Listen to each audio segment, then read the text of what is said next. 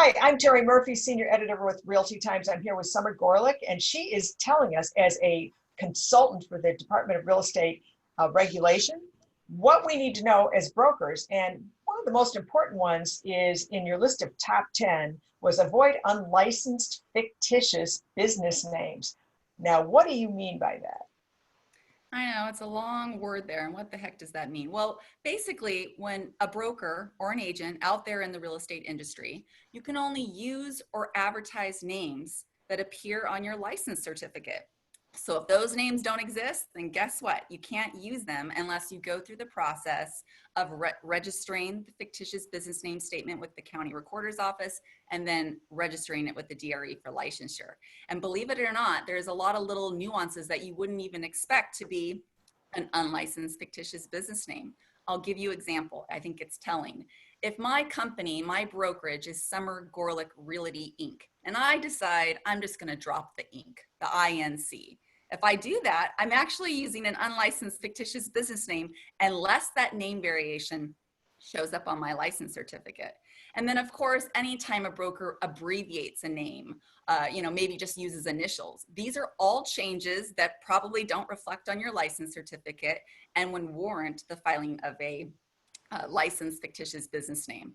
Also, brokers have to be regulating this within their firms. So it's very easy, maybe to regulate 5 agents, but if you have 50 and those agents are not aware of those requirements, you can imagine the number of unlicensed DBAs that could be out there.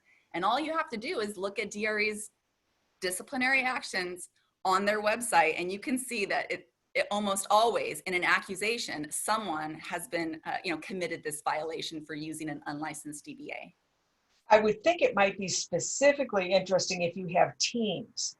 Talk to us a little bit about team names and how that can affect compliance. So team names are a thorn in my side, and also in the Department of Real Estate side.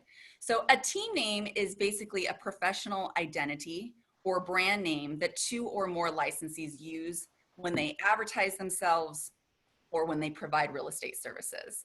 A team name is not deemed a fictitious business name, and it's not needing a separate license as long as you follow the rules. And unfortunately, there are several. One is just getting the team name right. So number 1, that team name has to contain the last name of one of the members, period.